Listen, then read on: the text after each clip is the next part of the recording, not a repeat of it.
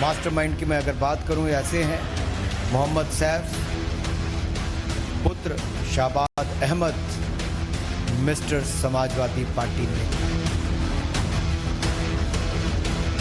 इस mister Samajwadi party नेता को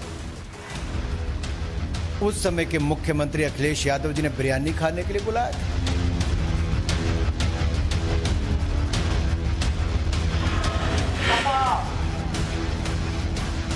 नहीं हुआ है वही सपा है, यानी सपा का हाथ आतंकवादियों के साथ ये एक बार फिर से साबित हो गया है। इस मिस्टर समाजवादी पार्टी नेता उस समय के मुख्यमंत्री अखिलेश यादव जी ने बिरयानी खाने के लिए बुलाया था।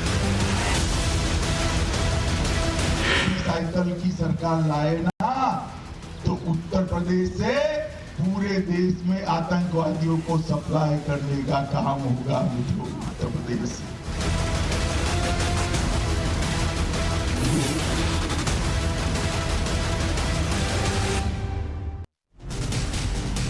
नमस्कार।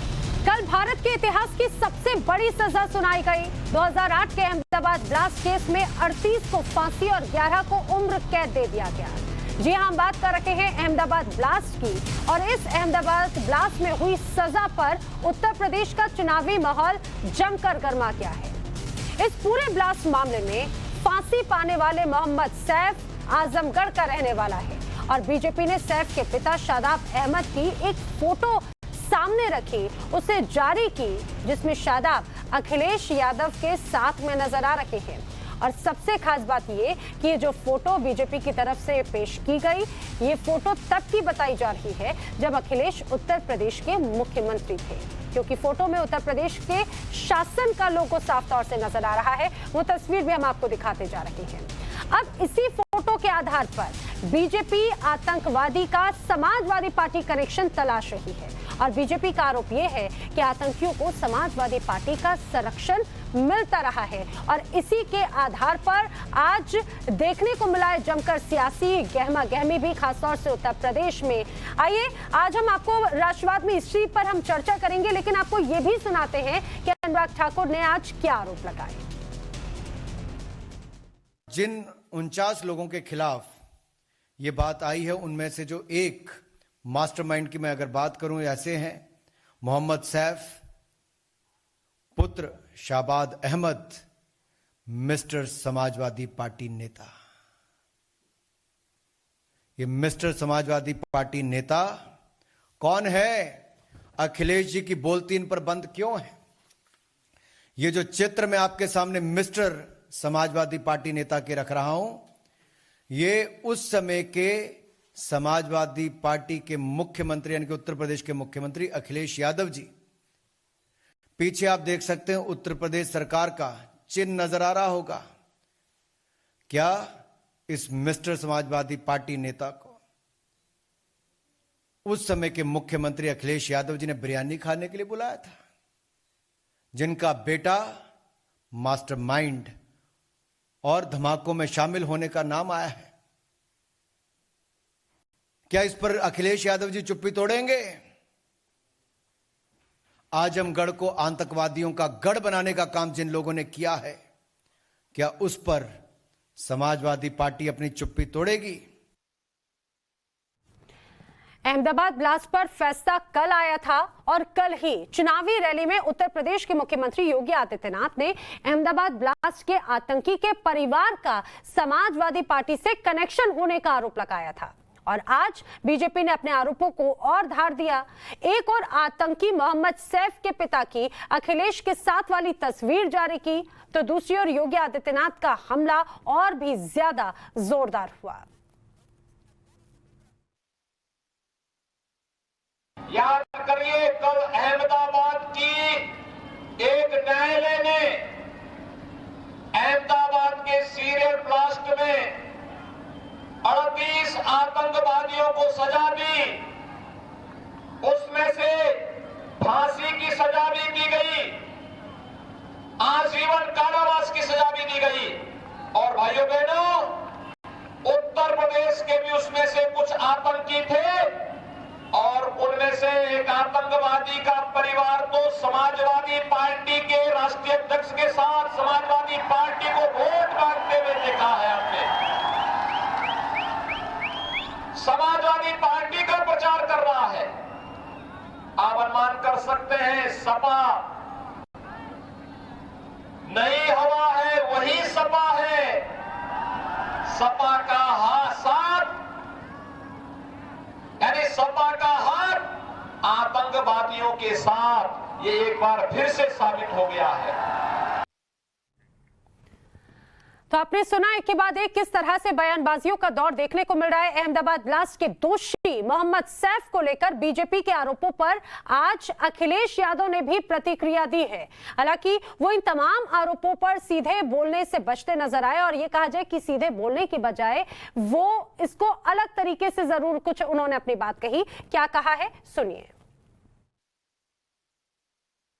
सर, एक आखिरी सवाल है। अहमदाबाद का फैसला जो आया है सीरियल ब्लास्ट का, उसमें मुख्यमंत्री ने टिप्पणी करी है और कहा है कि ये नई सपा नई हवा है और इसमें अभी भी ताल्लुकात समाजवादी से हैं। हमारे बाबा मुख्यमंत्री कमाल के हैं, पहले भी कुछ नहीं जानते थे, आज भी नहीं कुछ जानते हैं।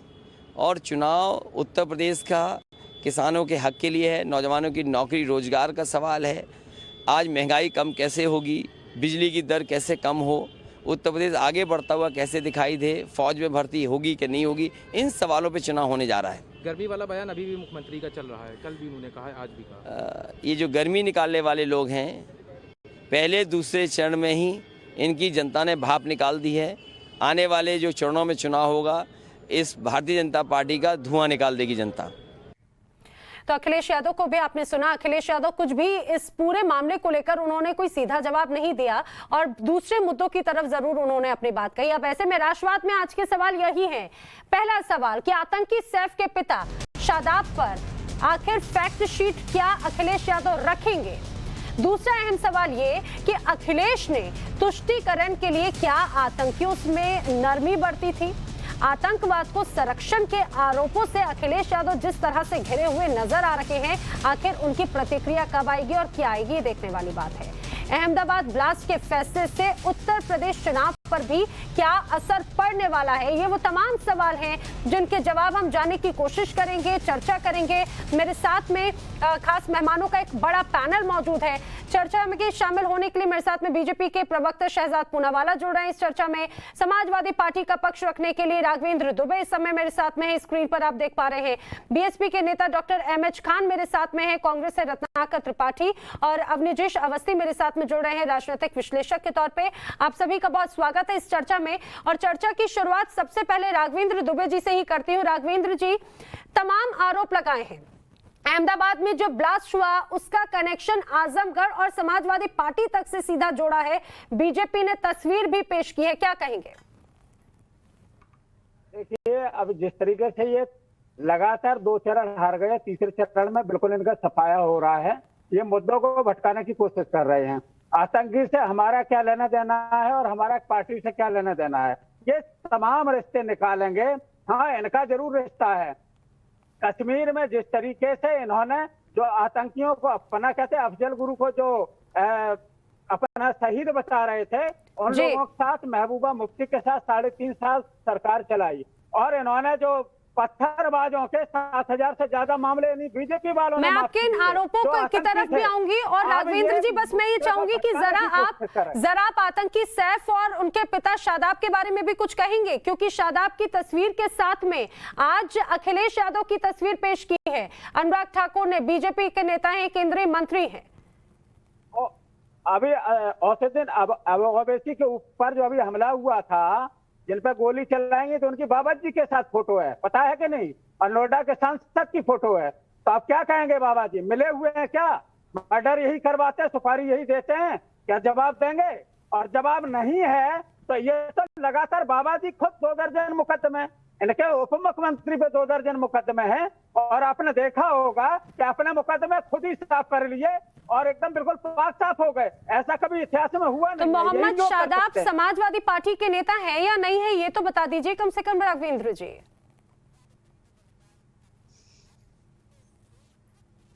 राघवेंद्र जी, आवाज नहीं आ रही आप? जी मैं बोल रही हूँ कि जी मोहम्मद शादाब जो हैं वो समाजवादी पार्टी के नेता हैं क्या, आजमगढ़ के? देखिए कौन ये खूब लेके बिल्कुल घूमिए आप, पूरी ये तस्वीरें लेकर के घूमते रहिए और जनता आपको खदेड़ा कर, आप देख रहे हो ना हर जगह आपको भगाया जा रहा है। अभी तो शहजाद जी सिर्फ तस्वीर दिखा रहे हैं, आप मेरे सवाल का तो जवाब दीजिए राघवेंद्र जी, क्या वो समाजवादी पार्टी के नेता हैं? ये तो मानते हैं नेता है क्या, ये तो मानते हैं क्या? एक बात बताइए, एक बात बताइए, हमारा कोई इनसे रिलेशन है? कोई हमारी पार्टी के कोई सदस्य हैं क्या? और फिर जहां तक मिलने मिलाने की बात है, क्या मुख्यमंत्री जी सबसे नहीं मिलते? क्या अखिलेश जी सबसे नहीं मिलेंगे? राष्ट्रीय नेता हैं, राष्ट्रीय अध्यक्ष हैं समाजवादी पार्टी के, ये दिखाएंगे? ये क्या दिखाएंगे? इन्होंने तो जो आतंकियों को पोषित करने वालों की सरकार। ठीक है, मैं तो राघवेंद्र जी अभी मैं तस्वीर की बात नहीं करती हूँ। राघवेंद्र जी मैं तस्वीर की बात नहीं कर रही हूँ, शहजाद जो तस्वीर दिखा रहे हैं अभी उसकी भी बात नहीं कर रही हूँ, आज जो अनुराग ठाकुर ने तस्वीर पेश की वो भी नहीं। मैं तो बस ये पूछ रही हूँ कि जो मोहम्मद शादाब हैं वो समाजवादी पार्टी के नेता हैं या नहीं है? मोहम्मद शादाब का समाजवादी पार्टी से क्या लेना देना है? उनका कोई लेना देना नहीं है। बकाया पार्टी का कोई भी समर्थक हो सकता है, पार्टी के लिए प्रचार भी कर सकता है, पार्टी का कोई भी समर्थक हो सकता है। ठीक है, चलिए आपकी बात मान ली। और अब जो तस्वीर अब है, अब मैं उस तस्वीर पर बात कर रही हूँ, क्या वो जो तस्वीर है उस तस्वीर पर भी समाजवादी पार्टी अपना कुछ पक्ष रखेगी, कुछ कहेगी? जो तस्वीर अखिलेश और मोहम्मद शादाब के साथ में पेश की गई, वो मोहम्मद शादाब जिनका बेटा अहमदाबाद ब्लास्ट में संलिप्त पाया गया है, ये आरोप है बीजेपी का। देखिए बीजेपी का आरोप है तो मैं भी तो कह रहा हूँ, अभी जो ओवैसी साहब पे हमला हुआ था उनकी फोटो योगी आदित्यनाथ जी के साथ है, तो क्या कहेंगे? योगी आदित्यनाथ जी ने ही उनका मर्डर कराने के लिए भेजा था उनको। ठीक है, अच्छा सुनिए तो राघवेंद्र जी पार्टी का कार्यकर्ता प्रचार कर सकता है, पार्टी का कार्यकर्ता प्रचार कर सकता है कोई लोकप्रिय नेता के साथ में, लेकिन क्या हर पार्टी के कार्यकर्ता का इतना इजीली एक्सेस है? जिस तरह से एक बहुत एक इम्पोर्टेंट व्यक्ति के तौर पर जो एक नजर आ रही है तस्वीर में अखिलेश यादव के साथ संबंध। ऑडियो नहीं आ रहा आपका, ऑडियो आपको मेरी आवाज नहीं आ रही राघवेंद्र जी? नैना जी मुझे कुछ बातें रखने दीजिए। ठीक है, राघवेंद्र जी तक आवाज शायद नहीं पहुंच रही है, मैं उनकी आवाज शायद हम तक जरूर पहुंचेगी। शहजाद क्या कह रहे हैं? शहजाद, राघवेंद्र जी सुन नहीं पा रहे हैं अब वो मेरा सवाल। देखिए ऐसा है कि ने वो सुनना उनका बंद हो ही चुका है, तस्वीर देखकर बहुत सारे लोगों की सुनने की क्षमता खो गई है। बहरहाल उस पे आते हैं। देखिए ये तस्वीर जो मैं आपको दिखा रहा हूं, इसमें उत्तर प्रदेश शासन का एक लोगो है। प्लीज नैना जी अब मेरी बारी है। नैना जी आप अगर मेरी शहजाद जी की आवाज नैना जी भारतीय जनता पार्टी का पक्ष आना जरूरी है। आप प्लीज मुझे मैं आपसे रिक्वेस्ट करूंगा कि मुझे अपनी बात किया। राघवेंद्र जी आपका रुख करती हूँ। शहजाद जी वही तस्वीर आप लेकर बैठे हैं जो आज बीजेपी ने भी पेश की है। जी नैना जी मैं अपनी बात शुरू करूं उससे पहले मैं आपसे संरक्षण चाहता हूं आपके पीसीआर से कि मेरी बात को बीच में तोड़ा ना जाए और मुझे अपनी पूरी बात 1 मिनट के अंदर रखने का मौका दिया जाए, जैसे मैंने इनकी 5 मिनट बात सुनी है। बहुत बहुत शुक्रिया। देखिए नैना जी, सबसे पहले हम क्यों कहते हैं कि समाजवादी पार्टी आतंकियों से करे प्यार, तुष्टीकरण के ये यार, यूपी पुलिस पर करे वार और इनको सिर्फ है आतंकियों पर एतबार। हम ये क्यों कह रहे हैं? ये तस्वीर जो है, ये जो कन्विक्ट हुआ है, जिसको मौत की सज़ा मिली है, मोहम्मद सैफ, उसके पिता की तस्वीर उत्तर प्रदेश के उस समय के मुख्यमंत्री के दफ्तर में है। उत्तर प्रदेश शासन का लोगो है। क्या हर कार्यकर्ता या हर जो समर्थक है उसको उत्तर प्रदेश के शासन करने वाले व्यक्ति से मिलने का मौका मिलता है क्या? और वो भी उस समय पर 2008 में गिरफ्तारी हुई। ये तस्वीर बताई जा रही है 2012 के बाद की यूपी शासन का लोगो लगा है। पर सिर्फ ये एक प्रमाण नहीं है, मैं आपको और भी प्रमाण देना चाहता हूं। आपको याद होगा Varanasi blast, Lucknow blast, Kanpur blast, Rampur blast हुआ था। समाजवादी पार्टी ने अपने मैनिफेस्टो में 2012 में डाला था कि हम इन आतंकियों को छुड़ाएंगे। फिर 2012 में जब सत्ता में आए तो उन्होंने वाराणसी ब्लास्ट के जिन 25 लोग मारे गए थे उनको छुड़ाने की कोशिश की थी। इन्होंने फाइल मूव की थी। ये तो शुक्र है कोर्ट का, और कोर्ट ने रोक लगाते हुए क्या कहा था सुन लीजिए। Justice R K. अग्रवाल और मौर्य जी ने कहा था कि आज आप केस विड्रॉ कर रहे हैं, कल आप उनको पद्म भूषण देंगे। ये इससे तो आतंकवाद बढ़ेगा। ये कोर्ट ने कहा था, ये उत्तर प्रदेश की हाई कोर्ट ने ये ऑब्जर्वेशन दी थी और उनके रोक लगा दी थी। उसके अलावा मैं आपको एक और प्रूफ बताता हूं, जो अबू बशर, एक सेकंड नैना जी, मेरा समय समाप्त नहीं हुआ, एक सेकंड। अबू बशर जो एक और आरोपी है, अपराधी है, जिसको कन्विक्ट किया है, उसको मिलने अबू आजमी, जो समाजवादी पार्टी के विधायक है महाराष्ट्र से, वो अबू आजमी भी गए थे और उन्होंने क्लीन चिट दिया। और 2006 में सिमी को समाजवादी पार्टी ने क्लीन चिट दिया और कहा कि सिमी को तो निर्दोष लोग हैं, इनको फंसाया जा रहा है। इस प्रकार का आतंकी प्रेम जो है वो बहुत पुराना है समाजवादी का, और इसीलिए कहते हैं समाजवादी ने ठाना कि आतंकियों को है बचाना। आप एक चीज नोट कीजिए, जब यूपी पुलिस ने अभी हाल ही में लखनऊ में 2 अलकायदा के आतंकियों को पकड़ा तो अखिलेश यादव ने कहा मुझे यूपी एटीएस पर भरोसा नहीं है। देखिए, नहीं जाते हैं शहीदों की शहादत पर नहीं जाते, परंतु हां, अखिलेश यादव इस प्रकार के आतंकियों के परिवार को दावत पर बुलाते हैं और आज सारा काला चिट्ठा सामने आ चुका है। अब मुझे बताइए कि क्या अखिलेश यादव इस प्रकार से मोहम्मद सैफ के पिता से उत्तर प्रदेश के मुख्यमंत्री कमरे में नहीं मिले थे? ऐतिहासिक फैसला भी है, लेकिन इस टाइमिंग पर यह भी सवाल जरूर उठाए जा रहे हैं कि एक सिर्फ चुनाव के पहले ये एक मुद्दा जरूर इसे बना रही है, क्योंकि ये बहुत पुराना मामला था, लगातार दोषियों के बारे में जानकारी थी। और सबसे खास बात यह कि अब चुनाव के पहले इसे मुद्दा बनाने का आरोप लगाया जा रहा है बीजेपी पर। 10 सेकंड में केवल आपको जवाब देता हूं। ये वर्डिक्ट अहमदाबाद कोर्ट का, 1 सेकंड 10 सेकंड आपने सवाल पूछा नैना जी। अहमदाबाद कोर्ट का वर्डिक्ट आया, उस कोर्ट, अहमदाबाद कोर्ट का वर्डिक्ट आया, ऐतिहासिक वर्डिक्ट आया। 49 लोगों को सजा मिली, 38 को डेथ पेनल्टी, 11 को सजाए आजीवन कारावास। उसके बाद देश ने हमें प्रतिक्रिया पूछी तो हमने बताया ये जीरो टॉलरेंस वाला मॉडल है मोदी जी का, परंतु एसपी मॉडल मतलब संपूर्ण प्रोटेक्शन मॉडल आतंकवाद का, यह भी सामने निकल कर आया। क्योंकि जो कन्विक्ट हुआ है, जो हाल ही में कन्विक्ट हुआ है 2 दिन पहले, वो कन्विक्शन समाजवादी पार्टी के परिवार के व्यक्ति का हुआ है। तो क्या हम देश के सामने नहीं डाले कि हमने जीरो टॉलरेंस दिखाया और ये संरक्षण वाली पार्टी है, आतंकियों को संरक्षण देने वाली पार्टी है। मैं इसमें बीएसपी नेता डॉक्टर अहमद खान को भी शामिल करना चाहूंगी। राघवेंद्र जी, आपसे जब मैं सवाल पूछती हूं आप उसका जवाब नहीं देते, आपको पूरा वक्त दूंगी। अहमद खान साहब, आपको ऐसा लगता है कि इस बार उत्तर प्रदेश के चुनाव में आतंकवाद एक महत्वपूर्ण मुद्दा होगा और अखिलेश यादव अब इन तमाम आरोपों के साथ में अब घिरते हुए नजर आ रहे हैं? नहीं नैना जी, देखिए ये कोर्ट का फैसला है और कोर्ट के फैसले को सबको मानना चाहिए। और कोर्ट के फैसले में जो आतंकवादी है उसको मौत की सजा दी गई है, इसमें कोई दो राय नहीं है। वो लोग सुप्रीम कोर्ट जाना चाहे जा सकते हैं, कहीं भी जाना जा सकते हैं, राष्ट्रपति को वहां जाना जा सकते हैं, जाए। लेकिन खान साहब, कोर्ट के फैसले को मानने नहीं मानने वाली बात नहीं है। यहाँ पर समाजवादी पार्टी का कनेक्शन जो बीजेपी ने आरोप लगाया उस पर चर्चा है। आपको लगता है कि जो समाजवादी पार्टी पर अब एक तरह से इसके पहले भी कई बार आतंकियों के संरक्षण या तुष्टीकरण की राजनीति का आरोप समाजवादी पार्टी और अखिलेश यादव पर लगता रहा है, और अब ये आरोप उनकी मुश्किलें क्या बढ़ाएगा इस चुनाव में? नहीं देखिए, अभी पूरी बात भी नहीं हुई थी, आपने क्रॉस क्वेश्चन कर दिया तो क्या आदमी का लेग टूट जाता है ना जी। आप पूरी बात करने नहीं दीजिए, उसके बाद अच्छा ना लगे आपको जवाब। देखिए, कोर्ट का तो मामला माना ही जाएगा ना। ये कोई सरकार का फैसला थोड़ी हुआ है, सरकार ने थोड़ी फैसला किया है कि हम फांसी की सजा दे रहे हैं। कोर्ट में मुकदमा चल रहा था, कोर्ट का फैसला आ गया और कोर्ट में जो फैसला आया तो उसमें उसको फांसी हो गई। अब ये चित्र निकल के आ रहा है कि वो उसके पिता हैं अखिलेश यादव जी के साथ, तो वो अखिलेश यादव जी की पार्टी का आदमी माना जाएगा।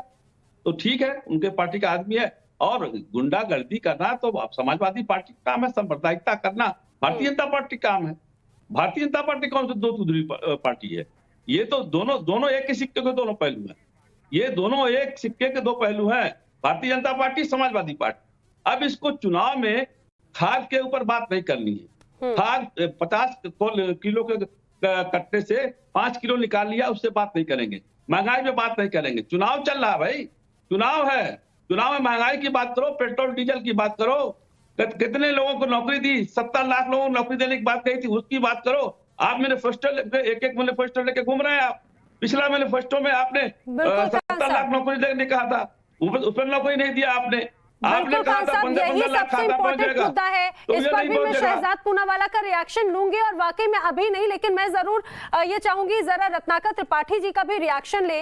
रत्नाकर जी, खास तौर से अहमदाबाद ब्लास्ट का जो आपको लगता है चुनाव पर भी इसका सीधा सीधा प्रभाव नजर आ रहा है? जो बाकी मूलभूत मुद्दे हैं इस दौरान, अहमदाबाद ब्लास्ट की बात हो गई, बाटला हाउस की बात हो गई, तमाम तरह के जो अटैक्स हैं उन तमाम तरह के अटैक्स को आधार बनाते हुए एक दूसरे पर वार प्रत्यारोप हो रहा है। अन्य जी, आपको मेरी आवाज आ रही है? जी जी जी। तो नेहा जी, ऐसा है ना, भाजपा का काम ही है आरोप प्रत्यारोप लगाना। उनके पास कुछ और नहीं बचा है।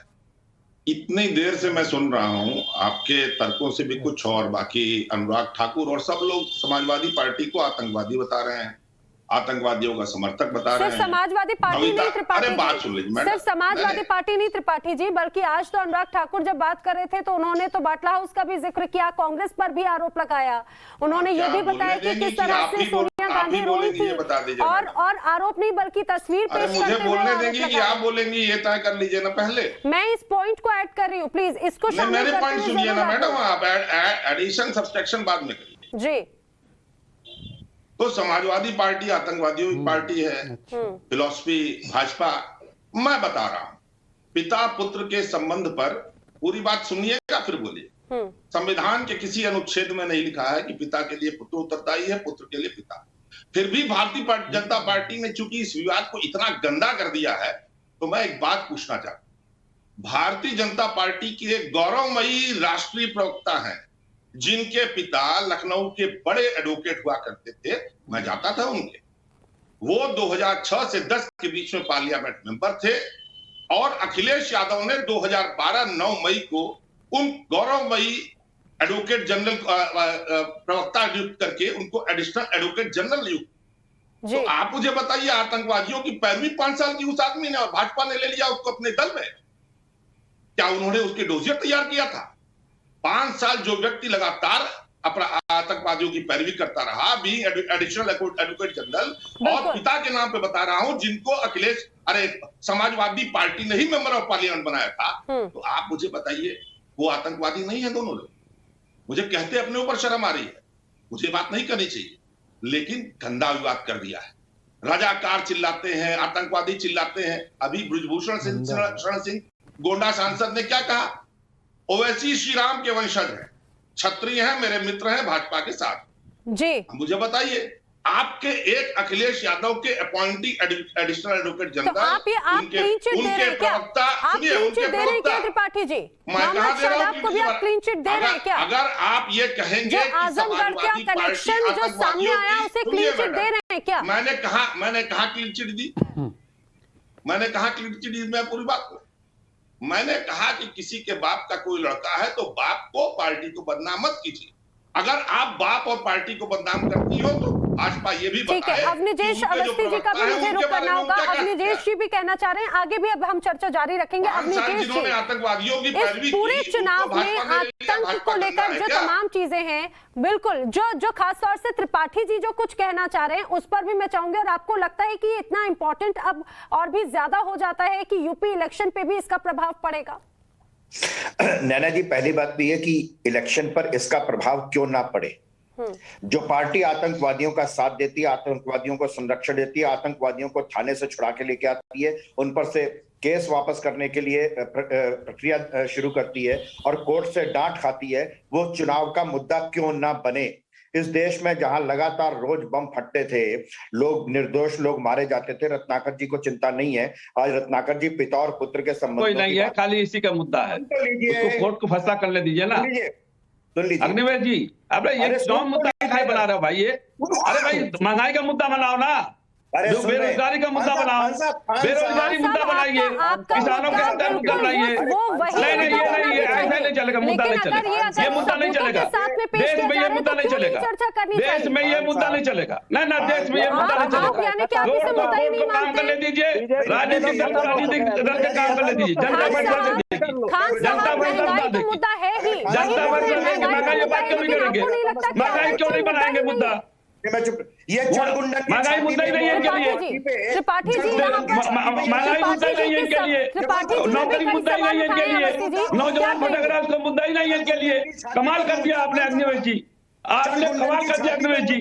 अरे हद हो गई भाई। चढ़गुंडन की छाती पे मोहर लगाओ, हाथी पे मुद्दा कौन सा था? मैं कह रहा हूँ, मैं कहता था, लेकिन ये तो चुनाव मुद्दा नहीं है, ये चुनाव मुद्दा नहीं है, ये चुनाव में महंगाई मुद्दा है, नौजवानों को नौकरी का मुद्दा है, नौजवानों को नौकरी मुद्दा है। कोर्ट उनको छोड़ नहीं रही है, कोर्ट ने फांसी सजा दे दिया है। अब उस पर क्या करेंगे आप? कौन से एफआईआर करेंगे? आप बताइए ना, कोर्ट उसका जिसको फांसी दी गई है उसका बात समाजवादी पार्टी में है, क्या है? कौन सा एफआईआर मुझे करेंगे? बड़ी हैरानी क्या होती करेंगे उस है, पर? मुझे बड़ी हैरानी हो रही है खान साहब, महंगाई मुद्दा है, जमीनी जो मसले हैं वो तो मुद्दा है ही, और वो उत्तर प्रदेश की जो जमीन से जुड़े हुए लोग हैं जमीनी मुद्दों को ही तरजीह देंगे। लेकिन मुझे बड़ी हैरानी हो रही है कि आप आतंकवाद को मुद्दा नहीं मान रहे। वो आप कमाल कर रही हैं, आप कमाल की एंकर हैं, आप कमाल के एंकर हैं। आप कौन सी धारा उस पर लगाना चाहती हैं? आप उसके बाद पर धारा कौन सी लगाइएगा बताइए? आप एंकर है ना, आप बताइए कौन सा धारा लगाएंगी, कौन सी धारा लगाएंगी उस पर? अब ये मुद्दा थोड़ी है, जनता को डाइवर्जन करने का मामला है, जनता का दिमाग डाइवर्जन करने का मामला है, और कुछ नहीं है। कोई धारा बताइए, लगाइए उस पर धारा। आज आवाज जब हार रहे हैं चुनाव, भारतीय जनता पार्टी जब हार रही है वो तो ये नाटक कर रही है। पुत्र द्वारा किए गए अपराध पर पिता का इस्तीफा मांग रहे हैं पिछले 2 महीने से। तब पिता पुत्र का संबंध कौन सी धारा लगाओगे आप? उस पिता के ऊपर कौन सी धारा लगाओगे? संबंध समझ में नहीं आ रहा, लगाइए ना। अखिलेश यादव पर एफआईआर दर्ज कराइए, आज आपको एफआईआर दर्ज कराइए आपके समर्थन में। देखिए ऐसे चर्चा संभव नहीं है, प्लीज एक एक करके। समर्थन में हूँ, अखिलेश यादव पर एफआईआर दर्ज कराइए। ठीक है खान साहब, लेकिन आप मान रहे हैं आतंकवाद मुद्दा है, आतंकवाद मुद्दा है, ये आप मानते हैं ना? आतंकवाद मुद्दा है, केंद्र सरकार से निपट रही है, केंद्र सरकार से निपट रही है। आज चुनाव का आज मेला है, आज चुनाव का मेला उत्तर प्रदेश सरकार का चुनाव, और इस पर चुनाव की बात करिए। ये भी बहुत जरूरी है, सरकार सक्षम है निपटने के लिए, पड़ेगा। केंद्र सरकार सक्षम है आतंकवाद से निपटने के लिए, केंद्र सरकार सक्षम है। आज उत्तर प्रदेश का चुनाव हो रहा है, उत्तर प्रदेश चुनाव बात करिए। समाजवादी पार्टी के नेता के बेटे की संलिप्तता है अहमदाबाद ब्लास्ट में, वो तस्वीर पेश की गई, ये तस्वीर पेश की गई।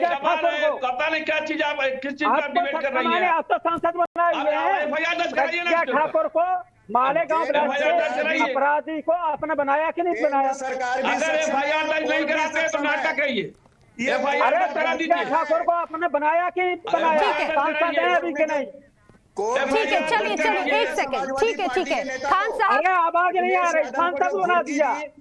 राघवेंद्र जी जब मैं आपसे सवाल पूछ रही हूँ आप उसका जवाब देते नहीं है। राघवेंद्र जी बोलिए। आवाज आ रही है आपको? बोलिए। मैं ये कहना चाहता हूँ, अभी इन्होंने बहुत बड़ी बात करी, जो उत्तर प्रदेश का मुद्दा है उससे ये भटकाने की कोशिश कर रहे हैं। लेकिन आप समझ लो कि ये जो मुद्दा है वो विकास का मुद्दा है, महंगाई का है, ये कुछ भी करे।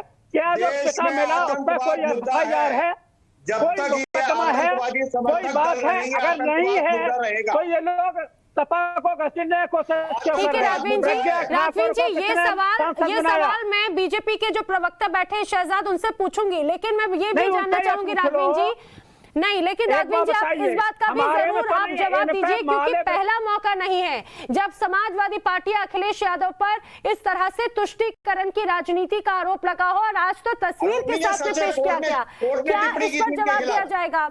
क्या आतंकी सैफ के पिता को लेकर अखिलेश फैक्ट शीट रखेंगे? आपको आप क्या कहते हैं इस पे? फैक्ट शीट रखेंगे? तुष्टीकरण की नीति वो है जिसमें आप इनको पद में मार दोगे। मुख्यमंत्री के पद पर रहते हुए आवास में योगी आदित्यनाथ जी कहते हैं कि हम मुजफ्फरनगर और वापस लेकर के इनको कौन सा सम्मान देने जा रहे हो? गर्मी निकाल देंगे, ये वही लोग हैं। वो डांट अरे आपका कोई काम नहीं है, अंग्रेजों की चीज होती तो आज इस तस्वीर का असलियत बताने पर आपके सामने आने पर क्षमा मांगते, देश से माफी मांगते कि हाँ मैंने आतंकवादियों को छुड़ाने की कोशिश की, मैं आतंकवाद के साथ हूँ, मुझे माफ कर दो, मुझे माफ कर दो देशवासियों, मैंने आतंकवाद को समर्थन दिया है। मैंने देश के लोगों से वैक्सीन लगवाने के लिए मना जरूरत नहीं है। ये माफी मांगनी पड़ेगी अखिलेश यादव को। आप लोग वैक्सीन नहीं लगवाऊंगा, ना लगाने दूंगा। लोगों की मौत होती है तो होने दो। एक भी कोई आ ये है अखिलेश यादव। देश की जनता जानती है उस आदमी की सच्चाई। क्या चल रहा है? ठीक है,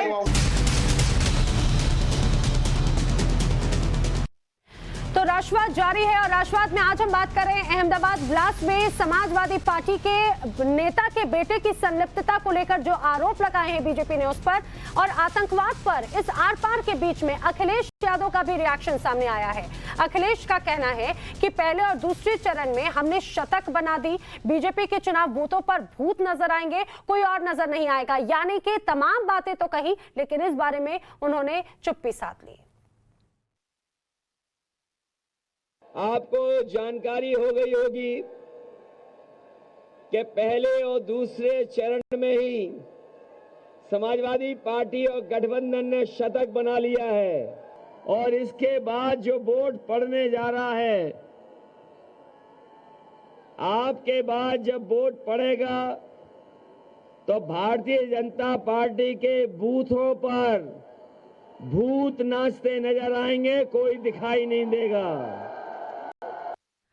तो अखिलेश यादव को आपने सुना। अखिलेश यादव भी लगातार अब ये कह रहे हैं कि जिस तरह से पहले दो चरणों में जो अभी रुझान देखने को मिल रहा है और पहले दो चरणों में जीत का दावा कर रहे हैं। शहजाद जी, आप ही की तरफ आ रही है। शहजाद, जो तमाम हमारे साथ में पैनलिस्ट हैं उनका भी आरोप है, आपने अखिलेश यादव को भी सुना, कि दो चरणों में बीजेपी को हार का डर है आने वाले वक्त में भी, इसीलिए ये मुद्दा बनाया, और जो मूलभूत मुद्दे हैं बिजली, सड़क, पानी, रोजगार, इससे ध्यान भटकाने की कोशिश है।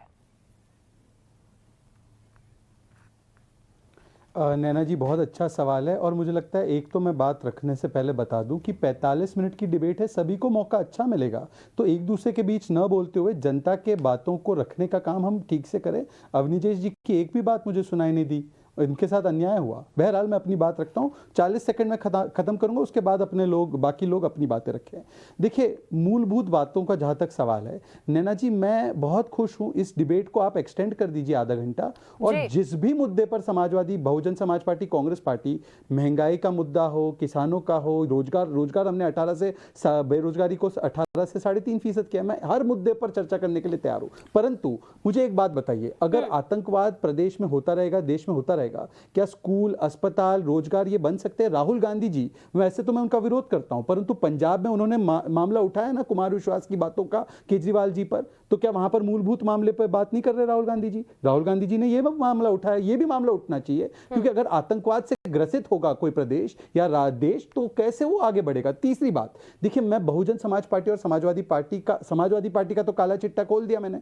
बहुजन समाज पार्टी के उस समय के नेता अहमद डंपी, वो भी गए थे मिलने के लिए अबू बशर को, अबू आजमी के साथ, और नरेश यादव जी भी गए थे, कांग्रेस पार्टी के सांसद थे। एक सेकंड प्लीज नैना जी, मैं 10 सेकंड में समाप्त कर रहा हूं। नैना जी, आपके पीसीआर को थोड़ा सा कंट्रोल करना पड़ेगा, मैं चीखना नहीं वाला हूं, मैं इस डिबेट में नहीं चीखूंगा, ये मैं एक स्टैंडर्ड, हमारा एक डिबेट में एक स्टैंडर्ड होना चाहिए। अगर यहाँ पे नए लोग डिबेट करने का स्टैंडर्ड नहीं जानते तो वो उनकी कमजोरी है, तर्कों को ऊंचा करना, आवाज को।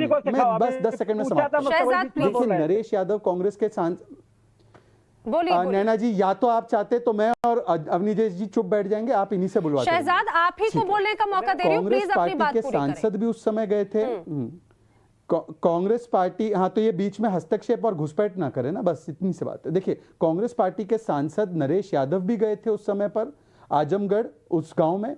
दिग्विजय सिंह ने तो कहा था कि उन्होंने तो सवाल उठाए थे अहमदाबाद ब्लास्ट पर भी, और उन्होंने सवाल पार्लियामेंट अटैक पर भी उठा दिया, और कहा कि पार्लियामेंट अटैक भी उस समय पर भारतीय जनता पार्टी और भारत की एजेंसियों ने कराया था, ना कि पाकिस्तान ने। इस प्रकार से आज तो मुझे शक हो रहा है कि क्या सोनिया गांधी ये अहमदाबाद वर्डिक्ट के बाद बाटली भर भर के रो रही थी क्या, बाल्टी भर भर के रो रही थी क्या? मुझे तो ये सवाल पैदा होता है, क्योंकि बाटला हाउस के बाद तो वो रो रही थी, ये सलमान खुर्शीद ने बताया। तो क्या आज ये अहमदाबाद वर्डिक्ट के बाद भी बाल्टी भर भर के सोनिया गांधी रो रही थी क्या? क्योंकि आज कांग्रेस ने, बहुजन समाज पार्टी ने और समाजवादी पार्टी ने, तीनों ने भी इस वर्डिक्ट को स्वागत करते हुए या उसको स्वीकारते हुए या उसको वर्डिक्ट को सराहना नहीं की है। वो हर एक ने उसका विरोध किया है। ठीक है शहजाद, अब अगर आप नाराज ना हो तो मैं आपसे सवाल आगे पूछना चाह रही हूँ, तो क्या ये जो चुनाव है, चुनाव के पहले महंगाई या फिर जो बेसिक जो उत्तर प्रदेश के मुद्दे हैं, क्या उत्तर प्रदेश के मुद्दों पर चर्चा नहीं होगी? और ये क्या चुनाव अब आतंकवाद या केंद्रीय मुद्दों के ध्यान में रखते हुए लड़ा जाएगा? आदरणीय नैना जी, हमने बेरोजगारी 18 से 3.5% की, हमने किसानों के 36,000 करोड़ के लोन, झूठ बोल रहे हैं, झूठ बोले, आपको चैलेंज कर रहा हूं, किसानों को किसान सम्मान निधि दी, हमने 1.5 लाख करोड़ का भुगतान किया गन्ना किसानों का, हमने 476 लाख मीट्रिक टन धान रिकॉर्ड खरीदा है। आप और कौन से सवाल पूछना चाहती है बेरोजगारी पर? अरे मैं जब बोल रहा हूँ तो आप मुझे बोलने नहीं दे रहे। पर आतंकवाद का मामला, राष्ट्रीय सुरक्षा का मामला, प्रदेश की सुरक्षा और कानून व्यवस्था का मामला भी बहुत अहम होता है, क्योंकि बिना कानून व्यवस्था के कोई विकास के कार्य नहीं हो सकते। पर नैना जी, आप जो मुझसे पूछना चाहें मामलों पर, अब राघवेंद्र जी की भी बात सुन लेते हैं, अब राघवेंद्र जी की भी बात सुन लेती हूँ, फिर मुझे अवनीश जी की तरफ जाना है। राघवेंद्र जी 30 सेकंड में बात पूरी कीजिए अपनी।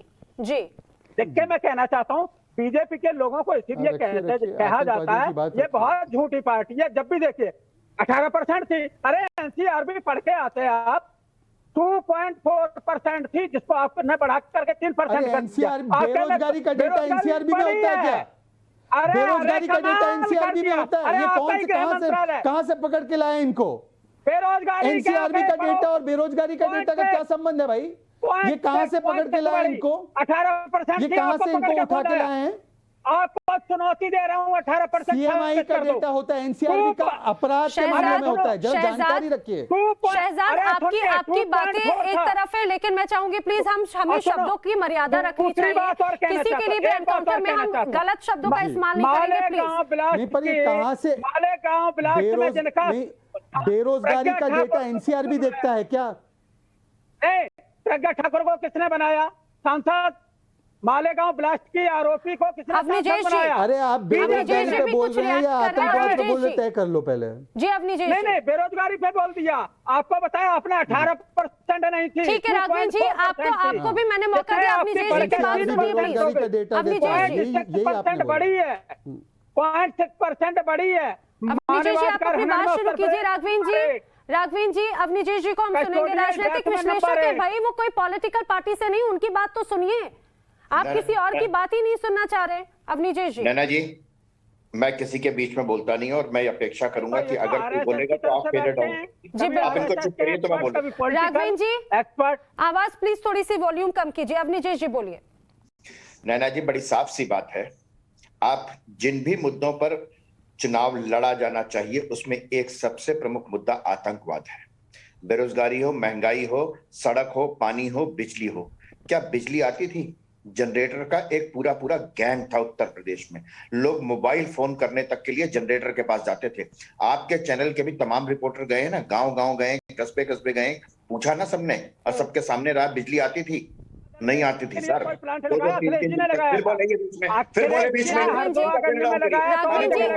जी प्लीज, राघवेंद्र जी आपकी आवाज मुझे डाउन करनी पड़ेगी, आप दूसरों को भी प्लीज सुनिए।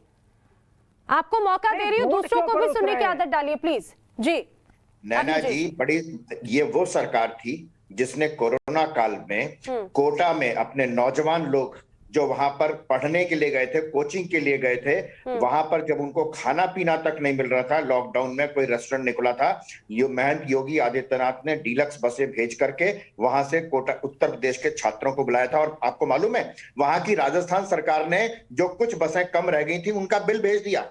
ये महंत योगी आदित्यनाथ थे, उन्होंने कहा था कि उत्तर प्रदेश का कोई भी व्यक्ति कहीं भी हो, मैं पेमेंट करूंगा, उसको वहीं रहने दिया जाए, उसके राशन का इंतजाम किया जाए। ये वो महंत योगी लेकिन ऐसी तो व्यवस्था कांग्रेस की तरफ से भी की गई थी। रत्नाकर त्रिपाठी जी भी इस बात को लेकर ये दावा तो कांग्रेस की तरफ से भी किया गया था। प्रियंका गांधी ने भी बसेस भिजवाई। नाम पर मोटरसाइकिल के नंबर मिले थे, ऑक्सीजन के नाम पर मोटरसाइकिल और 3 व्हीलर के नंबर मिले थे आपको। आपकी सरकार ने कोई काम ही नहीं किया। जो नंबर दिए गए थे, जो नंबर आपके पास आए, तो अवनीश जी आप ये मानते हैं कि अब जो चुनावों के जो मुद्दे हैं वो डाइवर्ट होकर आतंकवाद या जो केंद्रीय मुद्दे उधर की तरफ जा चुके हैं, राष्ट्रीय सुरक्षा के मुद्दे पर जा चुके हैं। उत्तर प्रदेश के चुनाव वहां के मूलभूत मुद्दों के साथ में कहने को कांग्रेस कहती है कि हमारे 2 प्रधानमंत्रियों को आतंकवाद खा गया। और जब मुद्दा बनता है तो कहते हैं ये मुद्दा नहीं है। क्यों नहीं मुद्दा ठाकुर पे बोलिए, क्यों नहीं होना चाहिए ये मुद्दा? आप बताइए नैना जी, ये मुद्दा क्यों नहीं होना चाहिए? अगर संकट मोचन मंदिर में भक्तों के भीड़ के बीच में बम फटता है, वहां भक्त मरते हैं, तो रत्नाकर जी आपको दुख नहीं होता? रत्नाकर जी, अवनीश जी की बात को लेकर कुछ कहेंगे आप, क्योंकि हमेशा से निश्चित कहूंगा। वो चिल्लाना बंद करेंगे तो कहूंगा। पहली चीज, आप उनको राजनीतिक विश्लेषक करना बंद कर दीजिए। वो संघ के आदमी आरएसएस की ओर से प्रचार करते हैं, अनुषंगिक शाखा है। आप वो बोलिए ना, वो क्यों अपना इसी तरह से ना नकाब ओढ़ के मत आइए। त्रिपाठी जी, मुझे लगता है कि किसी को हम टैग ना दें, अपनी बात प्लीज यहाँ पे पूरी करें। वो तो कम से कम अधिकार उन तक रहने दीजिए। पढ़ता भी हूँ, लिखता भी हूँ अखबारों में। अरे सरकार, मैं अनपढ़ हूँ, मैं प्रोफेसरों को नहीं जानता, लेकिन मैं आपको जानता हूं कि आप संघ के आदमी हैं। ठीक है, रत्नाकर त्रिपाठी जी, कांग्रेस हमेशा से ये कहती रही कि उनका देश के प्रति बलिदान रहा, आतंकवाद जो रहा उन्होंने सीधे सीधे किस तरह से प्रभाव किया, और आपको ये लगता है कि ये कोई मुद्दा नहीं है, ये कोई खास तौर से उत्तर प्रदेश में आतंक को लेकर मुद्दा नहीं है, कोई चर्चा नहीं है? देखिए नेहा जी, पहली चीज बीच में टोकिए मत। दूसरी चीज, गलत चीज चलाएंगे तो बोलूंगा। पढ़ाने वाले और पढ़ने वाले, हाँ नहीं, आपने गलत चलाया ना राजनीतिक विश्लेषक। ये गाउन मत पहनाइए ना इनको। और जिनेश भाई संघ के बोलिए, आप मुद्दे को ही भटका रहे हैं, आप मुद्दे को नहीं बोलेंगे, यही बात है। आप ये समझिए कि जो विषय है उसके जवाब नहीं देंगे। मैं आपको देखिए, मेरे पास आखिरी के 2 मिनट है, प्लीज रत्नाकर जी जल्दी से। ये आपकी जो हताशा है ना रत्नाकर जी, चुप हो जाए। ये जो गोत्र बतलाते हैं ना, आपके लिए एक लाइन है, तेजस्वी सम्मान नहीं पाते गोत्र बतलाकर। ठीक है रत्नाकर त्रिपाठी जी, प्लीज, आपको ऐसा लगता है कि अभी भी कोई मुद्दा नहीं है, जबकि हमेशा कांग्रेस आतंकवाद की बात कहती रही है? प्लीज, मेरे पास वक्त की कमी है, 30 सेकंड में अपना जवाब दें। नहीं, पहले इनका जवाब दे दूं, रश्मि रति आइएगा, डिस्कस कर लूंगा। मेरे भी भुजदंड में बल है, इसीलिए मैं पड़ा हुआ हूं। और अब डिस्कशन कीजिएगा प्लीज, इस डिबेट के बाद, लेकिन यहाँ पर मुद्दे की बात होगी। आतंकवाद अगर मुद्दा है तो मुद्दा होना चाहिए। आंकड़े पे बात करिए, आंकड़े गलत नहीं होने चाहिए। अभी शाहजाद भाई पूछ रहे तो बता देता हूं। 5 अक्टूबर 2021 को नरेंद्र मोदी जी ने कहा कि हमने यूपी में 9 लाख मकान बनाए, 15 लाख मकान दिए, बनने वाले हैं। 1 नवंबर 2021 को बाबा आदित्यनाथ जी ने कहा हमने 43 लाख मकान बनाए। बोलिएगा 11 मार्च को संसद में हरजीत सिंह पुरी ने कहा कि 1 करोड़ 22 लाख। मुझे ना रत्नाकर जी बहुत हैरानी होती है, क्योंकि आप भी सीनियर पैनलिस्ट हैं, जिस मुद्दे पर जब जिस डिबेट पे चर्चा होगी उससे अलग जवाब देंगे। मैं आपसे पूछ रही हूं, यूपी इलेक्शन में आतंकवाद मुद्दा है, आने वाले चरणों में क्या इसका प्रभाव बता रहा हूं आपको जी। कानपुर में नरेंद्र मोदी ने कहा 34 लाख मकान दिए। ये आंकड़े झूठ पेश करते। और आतंकवाद तो इस देश में हमेशा मुद्दा रहेगा। पठानकोट मामले की जांच जब नरेंद्र मोदी आईएसआई के लेफ्टिनेंट जनरल से कराएंगे तो आतंकवाद हमेशा मुद्दा रहेगा। ये पोषक है आतंकवाद की। कमीशन की रिपोर्ट क्या थी? मैंने नहीं कराया था, कांग्रेस ने नहीं कराया था। पठानकोट मामले में 5 आदमी की टीम आई थी। आरोप लग रहा है कि आप आतंकवाद के मुद्दे का राजनीतिकरण करते हैं। अरे गजब कर रही है के बारे में पूछ लो। आप मुझे बताइए, आईएसआई का लेफ्टिनेंट जनरल आकर के जांच कर रहा है, आपके लिए मुद्दा नहीं है मैडम? अरे बीजेपी आतंकवाद का राजनीतिकरण करती है। कैसे ये चीखते रहेंगे? सुन ही रहा हूं। देखो ऐसा है, हाँ नहीं, पुलवामा का दोष जो भारत पर डाले और पाकिस्तान को 26/11 का दोष जो आरएसएस और हिंदुओं पर डाले और 26/11 के बाद कोई कार्रवाई ना करे, वो कहते हैं कि हम राष्ट्रनीति पर राजनीति कर रहे हैं।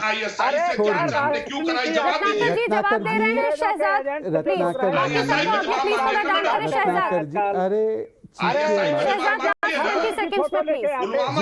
जो सर्जिकल स्ट्राइक का प्रमाण मांगे, जो बालाकोट एयर स्ट्राइक का प्रमाण मांगे, जो आर्मी के चीफ को सड़क का गुंडा कहे और पुलवामा का दोष भारत पर डाले, ऐसे चर्चा नहीं। आप मुझे बड़ी हैरानी हो रही है कि आतंकवाद को मुद्दा नहीं मान रहे, और जो तमाम मूलभूत हैं, आज खासतौर से आतंकवाद के राजनीतिकरण का आरोप लग रहा है, और अखिलेश यादव पर तुष्टीकरण की राजनीति का आरोप एक बार फिर से बीजेपी ने लगाया। आप सभी इस चर्चा में शामिल हुए, आपका बहुत शुक्रिया। यहाँ पर राष्ट्रवाद में वक्त एक छोटे से ब्रेक था।